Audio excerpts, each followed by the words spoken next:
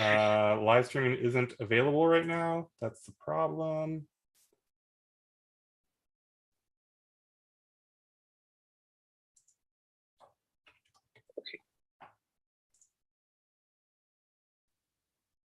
All right, I think this is happening. Welcome to Real Hawk Talk number 211 somehow. That's insane to me. I'm still not confident we're actually live. Bear with me, buffering. Do we have any chat we can maybe get some confirmation? Oh, somebody said I have a great beard, so we are 100% live.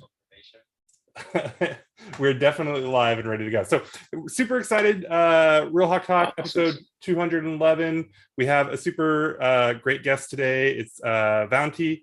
Why don't you go ahead and introduce yourself for folks who maybe don't know you?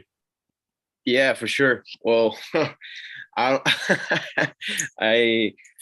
just kind of figuring out how to do this. All right, there we go. We got I think the Doc Baldwin there.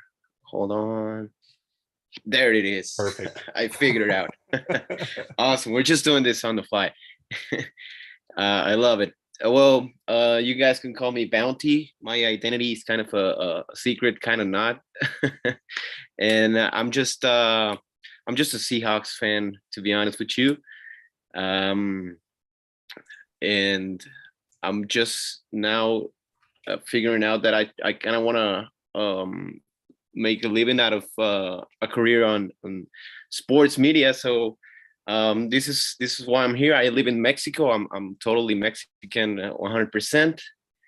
And I've just been a fan of the Seahawks ever since we lost that Super Bowl. It just I've been on Seahawks Twitter growing. This is how I met the people from Real Hawk Talk, and life's kind of been amazing lately. I've been getting so much support from people on Twitter, and I'm trying to build my own brand. So I'm really excited to be here in the Real Hawk Talk and talk about everybody's favorite team right here. Well, not recently at least, but. Yeah, so you've been an awesome follow on Twitter for a long time. You know, I don't I think sometimes the term super fan is kind of a derogatory thing, but I think you're a super fan in the best way. Folks can find you on Twitter, Vountee. You know, your name's there in the video. So yeah, so maybe talk a little bit more about how you became a Seahawks fan. I don't actually know the story. You became a fan after they lost which Super Bowl?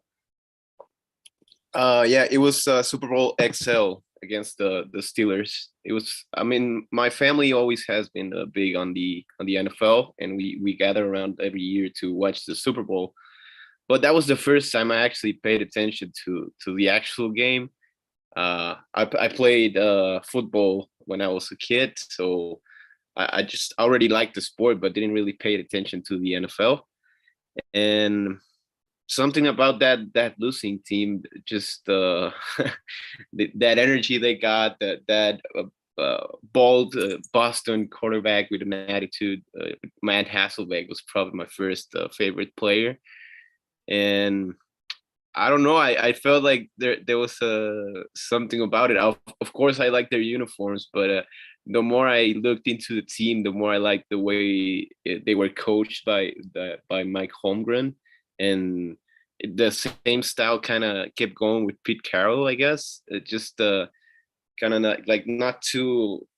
They don't coach them in a military way like maybe the Patriots would do or something like that. You know, it's just a more liberal type of coaching, I guess you could say. And I just fell in love with the team, and I don't know what to tell you. And of course, the LOV years and everything, and the whole Super Bowl just got my fandom to another level. But and here we are, I guess. And you mentioned, you know, building your own brand. So you just kind of made a big life change somewhat recently, right? Yeah. I've been doing this Twitter stuff. I did my Twitter account as a hobby the past few years. I created it in 2018. I think it was right before that Cowboys game, like playoff game. We all know which one. But I just did it to interact with Seahawks Twitter. I wanted to meet people, to make friends, because I don't really have much friends that are Seahawks fans in real life, you know. So I just really enjoy talking about the Seahawks, and I started making a little bit of memes and content just to get a few laughs with my Twitter buddies, and people just started enjoying it. And after that, I'm suddenly really close to getting 7,000 followers on Twitter, and getting so much support from everybody. It was just insane. And they actually just made me realize that this is what I want to do in my life. You know, it would be my dream job to actually just talk about the Seahawks for a living. That's crazy. Like that's an actual possibility now for me. So I'm just I recently just quit my office job to work remotely for a U.S. company, so I can have more free time and just start building. Right now, I have a Seahawks show or podcast in Spanish called Amihawks. I'm a co-host there. Shout out to all my Amihawks. It's basically a Seahawks. It's basically real Hawk Talk, but in Spanish. If you want to just, yeah, you just want to go there, and yeah, that's what I've been up to lately. I'm really excited. People just showing so much support in this decision that I've been making, and I'm just flattered to be here too. It's an honor. I always watched Real Hawk Talk ever since I created Vountee in like 2018. Jeff, do you know any Spanish? Can we do like a exchange program here? I can teach you guys for sure. I can teach you guys for sure. Yeah, I can. You can train me. It's pretty crazy. We got 3 people in 3 different countries right now. Oh wow! Okay. I'm like, who's the other person in a different country? Right. Canadian. Yeah, it's a new change for Real Hawk Talk, but usually we're just in different cities. But no Evan, no Dayna. Okay. Brian's running an international empire here of Real Hawk Talk. Yeah. Jeff, how you been? I've been all right. I've been trying to lay low after the last preseason game. The reaction was like, oh, everyone was going a little crazy with that. So I was kind of hanging in the background, waiting for the season to start. I'm ready for that. Yeah, there's a lot to talk about tonight, but yeah, if you haven't heard from me much last week, that game was pretty rough. So I was trying to stay low. Pretty rough.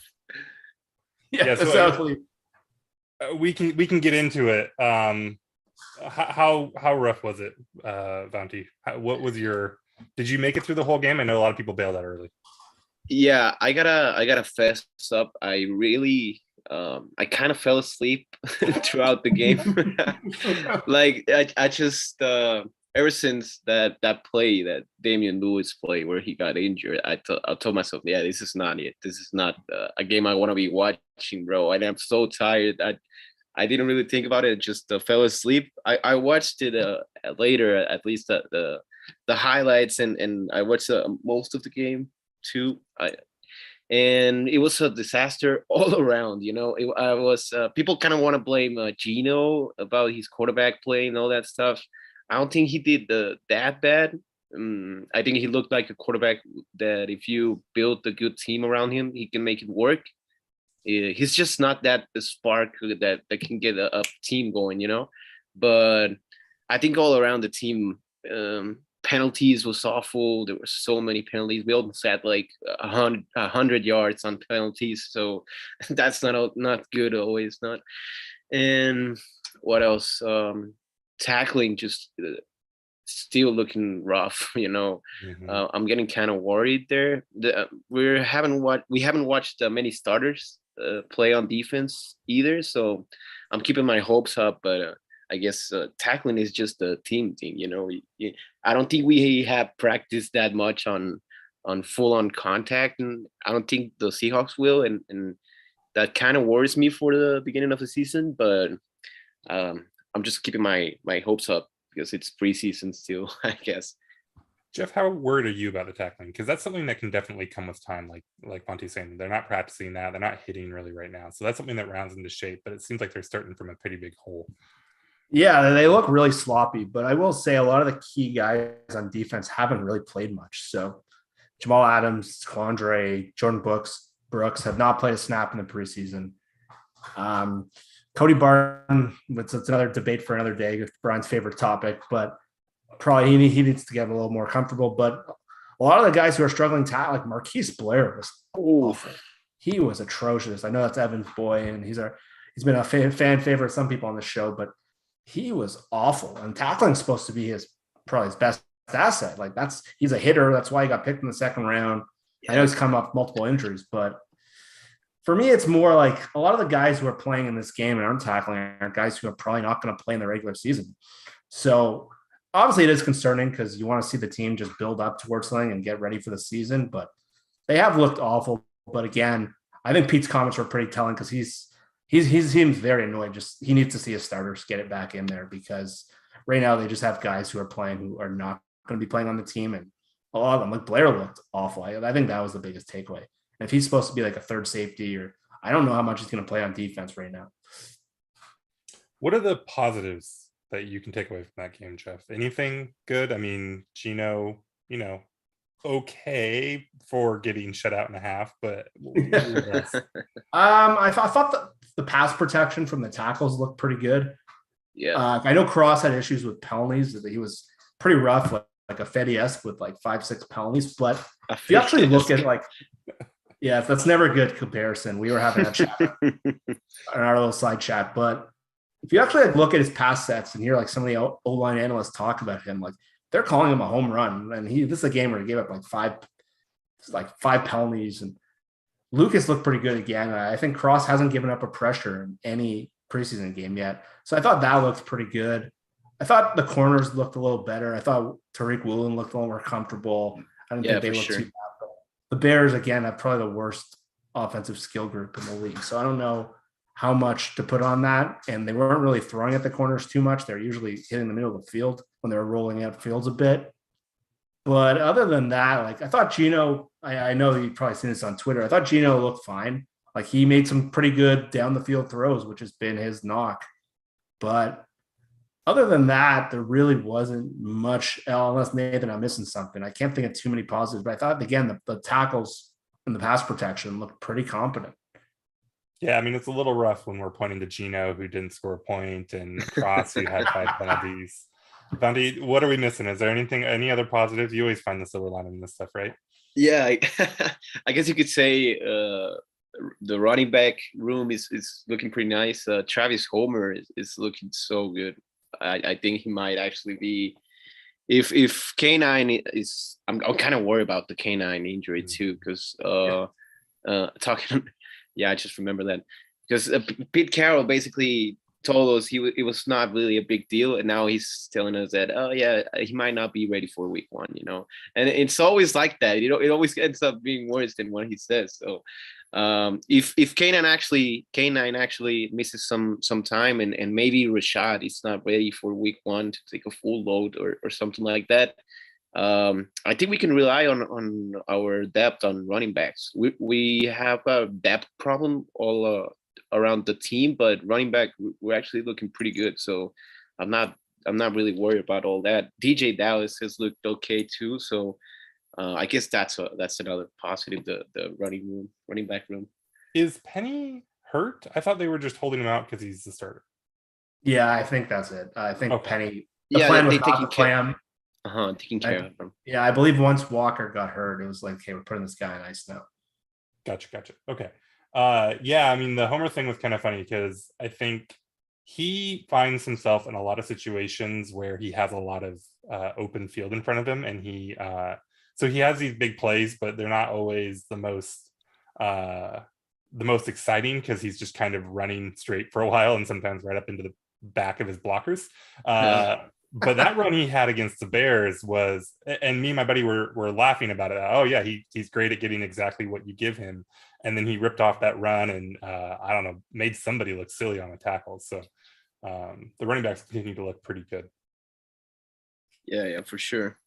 And I guess another positive is we may have avoided a major injury on Damian Lewis. Yeah. It looked pretty bad when it happened, but I guess reports are it's a ankle sprain. But I mean, ankle sprain can also be such a problem too. You know, look at what happened to LJ Collier. Yeah, I just felt like he wasn't really that fast anymore after he came back from that ankle sprain. As opposed to when he's usually fast. I thought he looked faster on that college tape. Maybe it's a placebo effect. Yeah, and the other good news is, I mean, you're right. It's an ankle sprain. It could linger. It could be problem for him for weeks, depending on when he gets back. But the other piece of good news on that is it is just a regular ankle sprain. It's not a high ankle sprain. Oh, that's good. That's good for sure. Yeah, which are even worse. So yeah, LJ wasn't a high ankle sprain, right? I believe so. Yeah. Okay. Right. Yeah. All right. So the let's we're done. We don't need to talk about the game anymore. It's over. Thank you so much. We had to touch on it, but we probably gave it more than we should have. So the thing everyone loves to talk about right now, quarterback competition. Again, Geno, there's he was the number one quarterback in the preseason, or he is the number one quarterback in the preseason according to PFF, but that is a lot of process and not a lot of result. We're finally going to get to see Drew Lock play this week. Vountee, what are we going to see out of Drew Lock? He's not starting, but it sounds like he's going to play a good chunk of the game. What are you expecting from him? I honestly just I want to see his energy, because I feel like he can actually be that guy that actually puts the spark on the offense, and he's kind of that gunslinger type. Pete Carroll has talked about it, and I feel like that's the thing the team needs. We're not really that good to go with the safe option and just be like I don't want to say cowards, but yeah, it was just cowardly football. Just running the ball, not trusting your quarterback that much. I feel like we just have nothing to lose. I think Drew Lock is the fan favorite for sure. So I'm looking for some good shows that kind of like what Geno made the last games, or the last game mostly. Hopefully the wide receivers catch them this time, because I feel like that was an issue of the wide receivers, not Geno. Those were pretty. Yeah, those were some pretty looking footballs for sure. So, and I guess mobility, I guess that's an underused aspect of Drew Lock's game. I feel like he's actually more mobile than people think. And yeah, I just want to see his arm in action.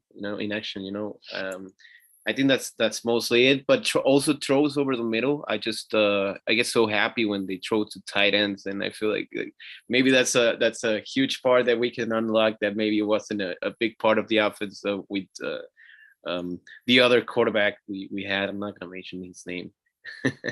I don't think there probably hasn't been a fan base that gets more excited about throws to a certain location of the field than since the Bears with Trubisky. He never threw left, right? That was his thing. And now Seahawks fans oh God, he threw over the middle, and it's I don't know.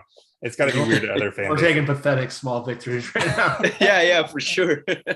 But it sounds like your team Lock. You're really rooting for Lock here over Geno, or do you have a dog in the fight?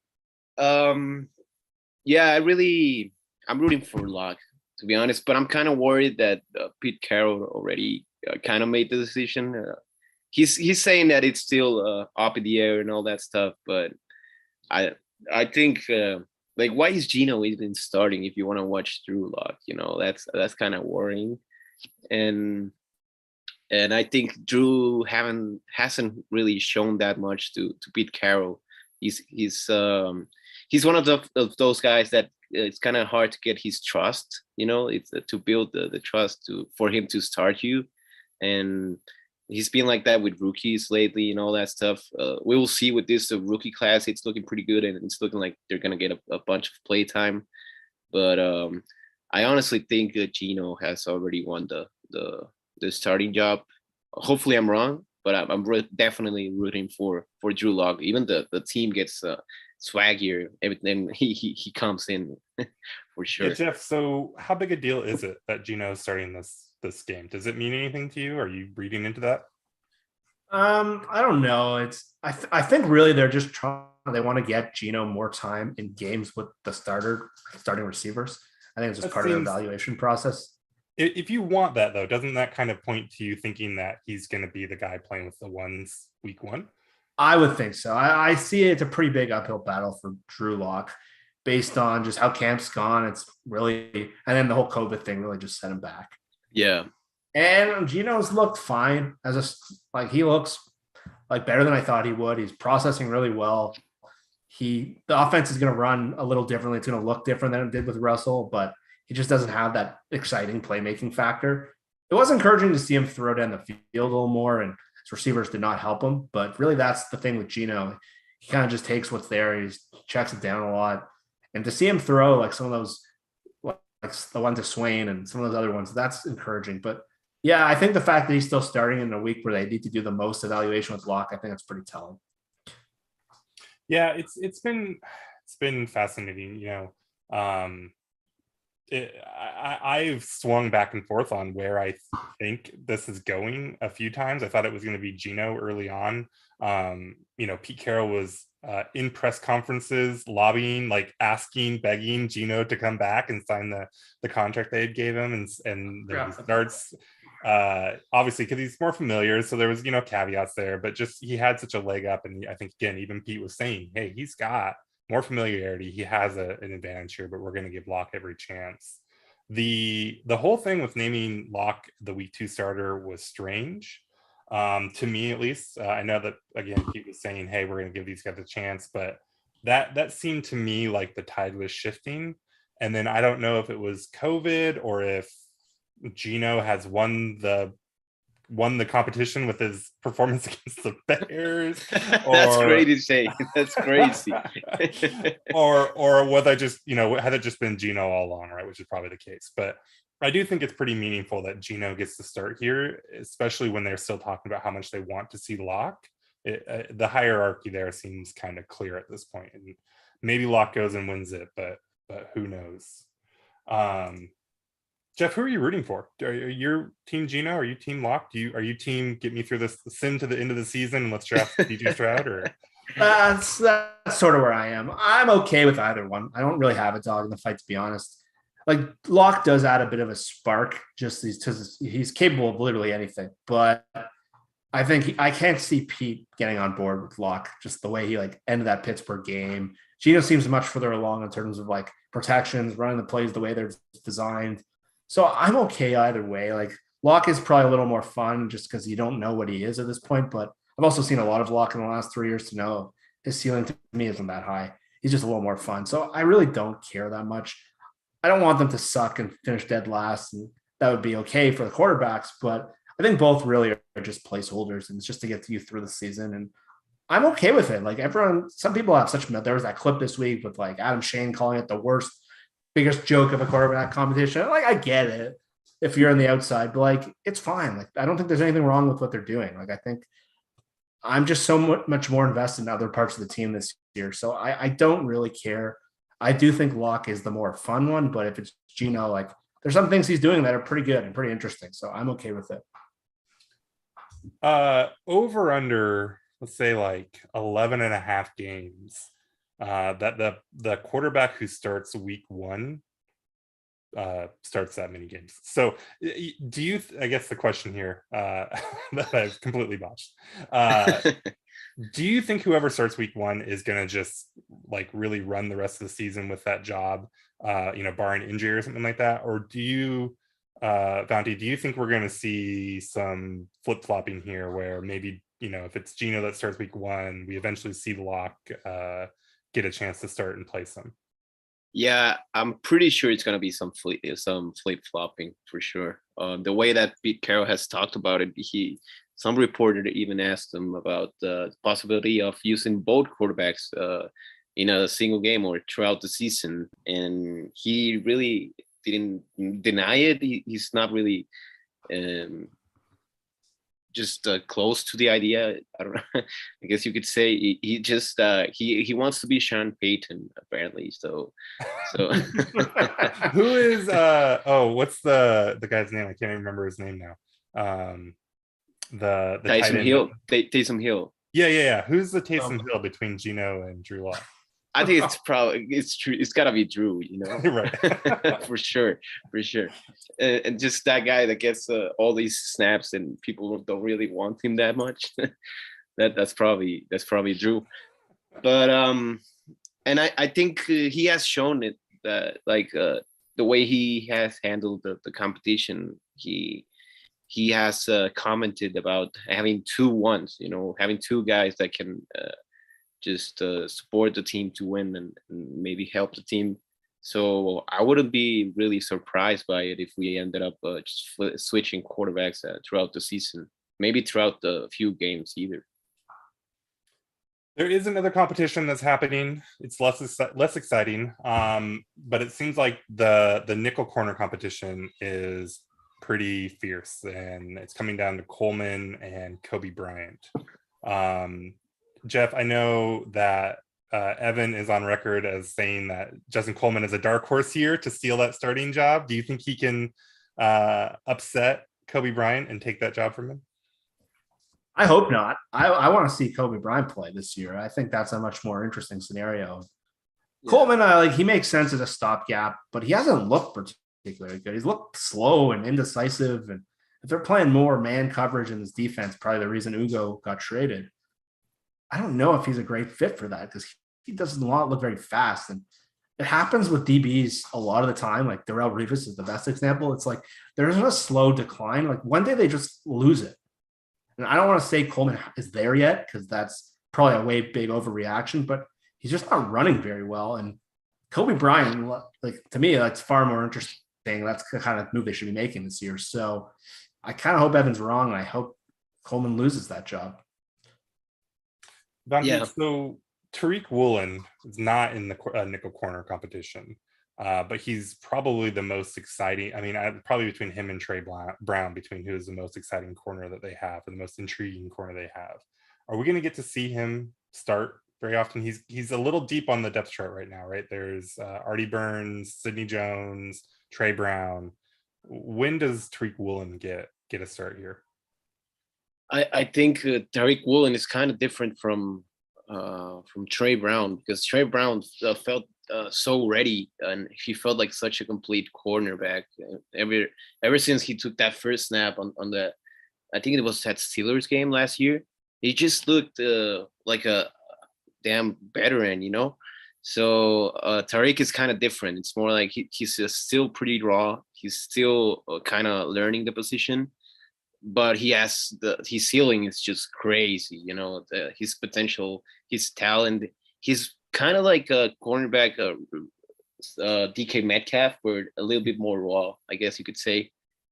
And that's pretty exciting. I think he's going to be sitting for a while, maybe half the season until he gets, he kind of needs to hit the ground running for him to actually make an impact early, and I don't think that will be the case.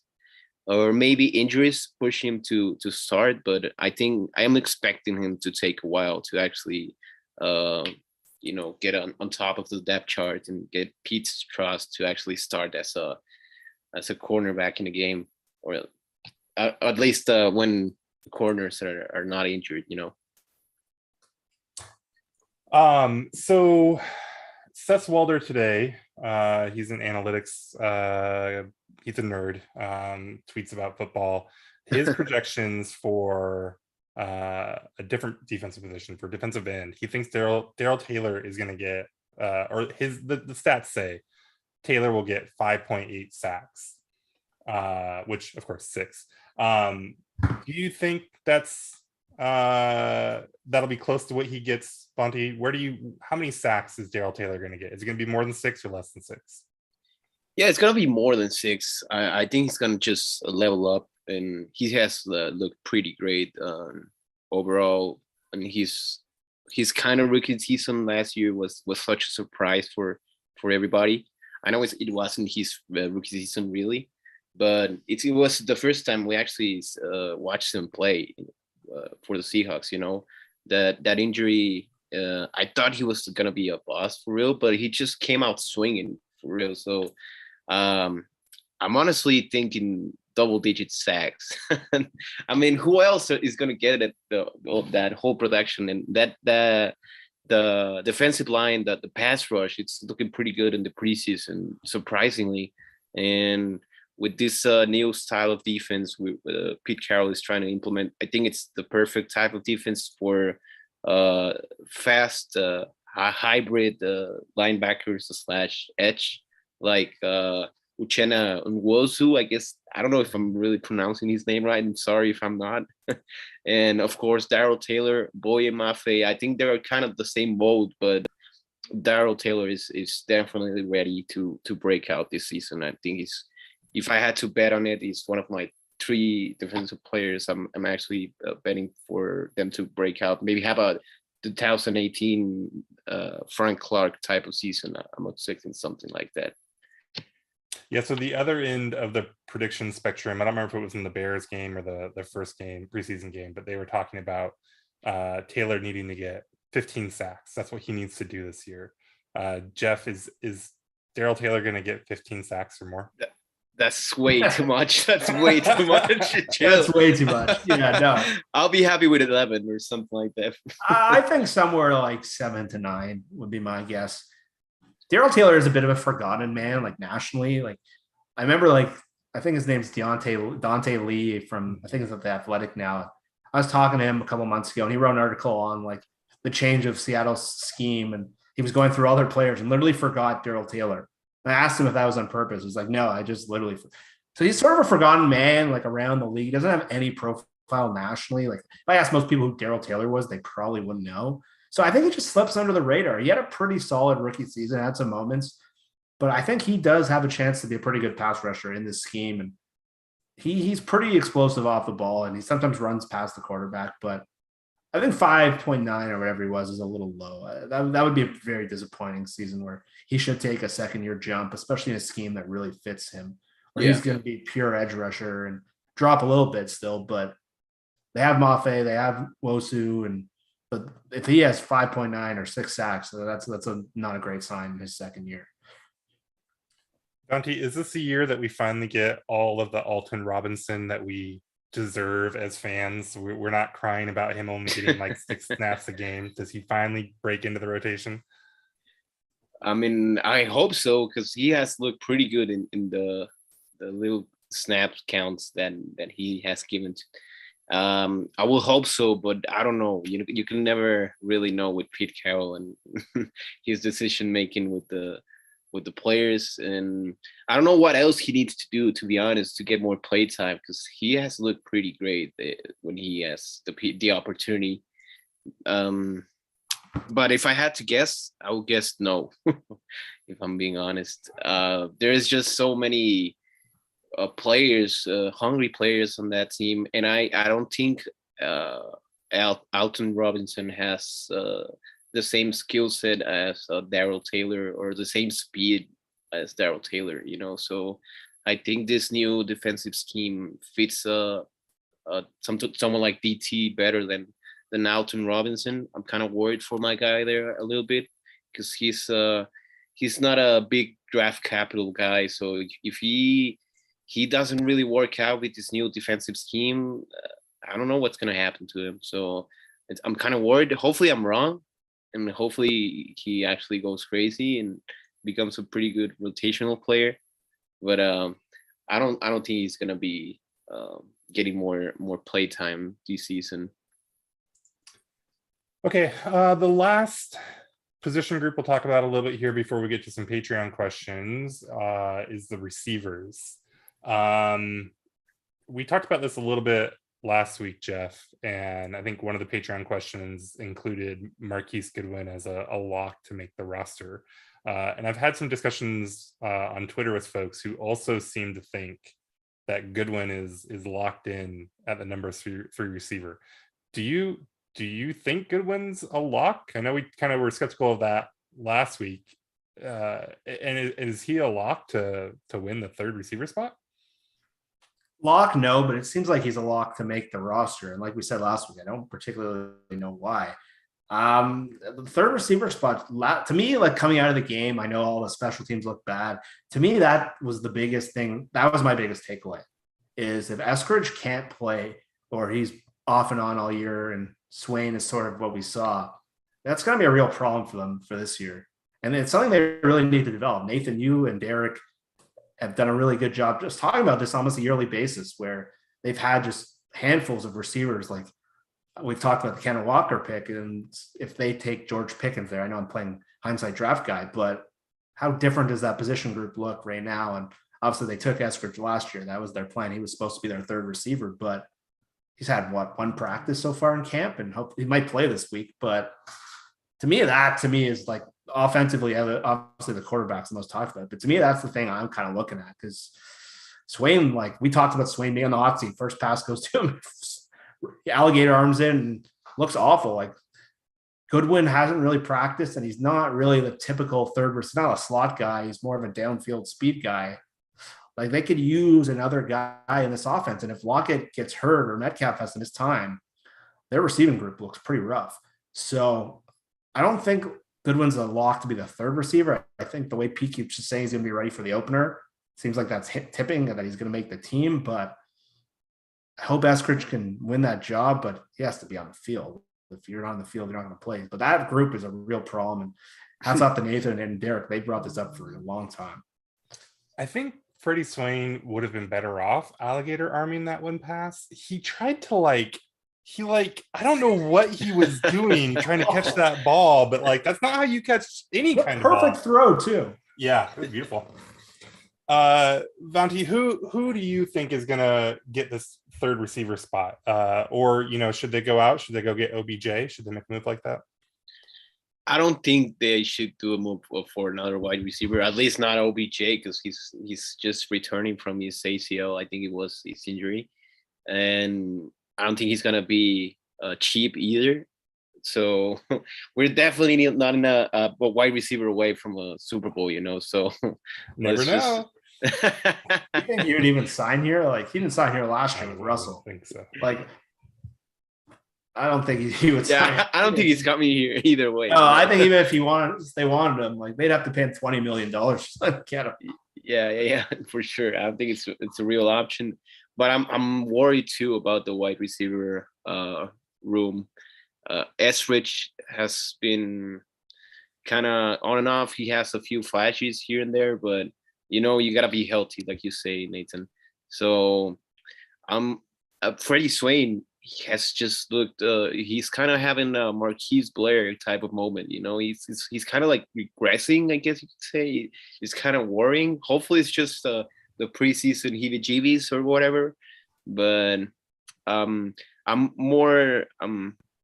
just looking at Bo Melton right now. I don't think he's gonna be the wide receiver 3 or anything like that. I think that's pretty much, if Eskridge is healthy, I think that's his job.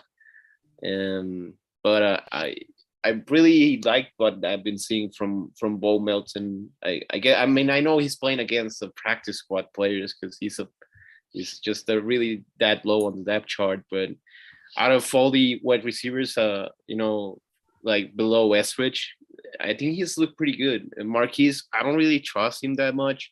He has that Olympic speed or whatever you want to call it, but being a wide receiver is just so much more than just speed. So, and he has bounced around all these teams throughout his career. Hopefully I'm wrong and he has finally just hit the nail about the wide receiver position and just learned what he was missing or whatever. Like he's better at catching the ball. But I'm not really expecting too much out of Marquise Goodwin. I think he's just going to be like Philip Dorsett at 2.0, to be honest with you. A skinnier Philip Dorsett.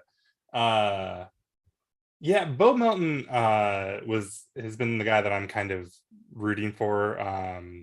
He had fun tape coming out of college when they drafted him, and he looked pretty good in that first game for sure. And then the second game, I think at one point they flashed a graphic and he had like 4 catches on 11 targets for like 38 yards or something, just kind of God. brutal. And I mean, it's probably not all on him, but he definitely contributed to some of Geno's rough days. So, Yeah. all right. Patreon questions. So, folks, you can sign up for the Patreon. You get into the chat. A lot of folks, a lot of conversation. All off season long, people were in there talking Seahawks. It's a lot of fun. It's a chance to submit questions for us. We'll try to answer here on the show. And all of the money goes to charity. So good cause. But yeah, so for the Patreon, Braxton wants to know, Jeff, who are some players you could see being traded before the start of the season to build up some more draft picks or development pieces? Not much, to be honest. We don't have a ton of depth. Justin Coleman is one. If someone's looking for another slot, Blair, someone might want to take a flyer on Blair. Offensive line, there's not much. There's like 9 or 10 clear guys and not much behind them. LJ Collier, if he doesn't make the team, someone might someone trade for JJ Arcega-Whiteside, so someone could trade for Collier. But you can't trade LJ Collier to the Seahawks. I know. Who else is dumb? What other teams are dumb? Cardinals, maybe? Yeah. Maybe. Yeah. LJ Collier will be a great Cardinal. Not much. Like the cornerback group is shaping up pretty clearly. It looks like Jones and Burns and Woolen and Michael Jackson and then Brian and maybe Coleman. So that's the group there. Linebacker, like they have nothing to trade. They barely can fill out a position there. And then the edge rushers sort of work out too. So they have they have a decent enough roster when you have the 53, but expanding to 90, there's almost no depth. Yeah, I think the Lewis thing really hurt him because Gabe Jackson was a candidate there, but I don't know if they can do it now. Vountee, so Isaiah Shield asks, it seems like we have a plethora of good tight ends, but none of them have really shined in preseason. He has his thoughts on who will come out as tight end 1. I think that's kind of a softball question. But is this a year that we see this tight end group finally pop? It feels like they've been hyped with Disley and Parkinson's been talked about for what feels like 5 years now. Do we finally see this tight end group really produce this year? I think there's a big opportunity for the guys. I think they're gonna be more involved. Pete Carroll has talked about it a little bit and how it's a good position group for the team. We have plenty of depth, and they trust the guys. And if Drew Lock starts, I guess you have that connection already with the Noah Fant, because he was basically his best connection in Denver. So I'm definitely rooting for the tight ends to pop off, and I think I don't know if they were gonna pop off for real, but I think it's gonna be way better than the last few years. They're gonna be more involved for sure. So Jen has kind of a related question to some of this. So she wants to know, who is more likely to be a surprise cut, Freddy Swain or Colby Parkinson? Jeff, who do you think is more likely to be a surprise cut? I'm going to say Freddy Swain. Interesting. Yeah, I think Parkinson makes sense as the third tight end. I don't know how much they have behind them, unless like they want Tyler Mabry as a blocker. Or they picked up someone that they cut the other day today. I think if Swain doesn't win that third receiver job, there's been just chatter from the beat writers that he just has looked bad in training camp. And if that's carrying over into the game, like you can probably get him back on your practice squad and maybe call him up for special teams. But I think the position group kind of lines up where Swain could get cut. I just don't think the tight ends have the bodies to cut Parkinson. Yeah. Vountee, what do you think? Do you think it's Swain too? Yeah, I agree. Because Swain has looked not good lately, and it's something that could have saved him was the return game, the punt return or kickoff return, but he has just been mid for so long. he hasn't really shown anything really good on special teams, at least returning the ball. So I think he for real could be a surprise card when a 53 man roster is just set, you know. And Colby is I think they're still pretty high on him. He definitely has a pretty cool skill set, and his intangibles. He's just a huge tower, you know. And I think they believe in him still. And this is a huge season for him because you know he just needs to produce something because he hasn't really been on the field that much, and his numbers are just a cold game. So you know you need to get those numbers up to stay on the team for sure. So and the depth chart, of course, of the tight ends, I think it's Jeff said, you can't really afford to cut Colby, unlike a Freddy Swain, because you got hella hungry young guys behind him, just ready to make an impact on the game, on their return game or whatever. All right. Sean Pyle wants to know, are there any quarterbacks that you could plug into this current Seahawks roster that would instantly make them legitimate contenders for a Super Bowl run? So I'm going to run through some different quarterback names here, and you guys just shout out whether you think Seattle would have a chance at a Super Bowl run if you plug that quarterback in. Let's start with Lamar Jackson. Yes or no? Just shout it out. Super Bowl. I honestly think I'm a huge Lamar believer. I think he's a huge, great talent, and if we changed a little bit of the offense, we definitely could see that Super Bowl contender vibe. I don't know what you think, Jeff. What do you think? Yeah, Jeff? I think Lamar Jackson would be like the absolute home run for these guys. That's another thing. Like everyone's talking. Go ahead. No, just yeah. So I think he's Super Bowl for sure. Yeah, for sure. Ryan Tannehill. Ooh, I don't think he's a Super Bowl. He could take us to the playoff, but he's that type of quarterback. Like you just need to build a good team around him, and I don't think we're there yet. You know, a quarterback away for the Super Bowl. Yeah, I agree with you. I don't think Tannehill is a Super Bowl quarterback. I think he's got a limited ceiling. We saw Tennessee's rosters around him the last couple of years were pretty damn good. Josh Allen. Oh, come on. He's just so talented. He's just the number 2 quarterback right now. For sure. Super Bowl for me. Yeah, it's probably boring. We're agreeing on everything, but yeah, Josh Allen's ceiling. Like right. if they don't blow the game, they probably went to the Super Bowl last year. Yeah. Joe Burrow. On this team today, Joe Burrow. On this team today. Yeah, that's what we're talking about here. This team today. Damn, that's a hard question because I feel like their Super Bowl was kind of like just a little bit of luck, to be honest with you. The matchups they got were pretty lucky until they ran into the Rams. So I would say no, but definitely could get us to like an NFC championship with a little bit of luck. I say definitely yes. I am very high on Joe Burrow.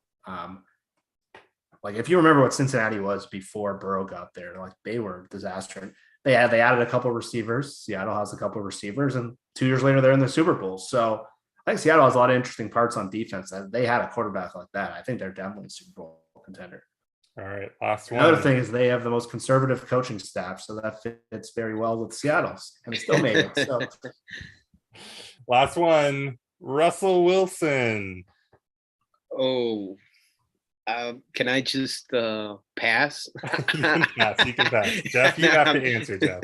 I do not think Super Bowl. I think Russell's great, but I think to get to the Super Bowl, you need to have an elite team around him, and I don't think this is an elite roster. I think we saw Seattle. Listen, there's definitely been holes in their drafting and their coaching, but I don't think Russell is getting to the Super Bowl this team with any coach, and I think that you have to put a better team around Russ, especially at this point in his career. So I'm going to say no.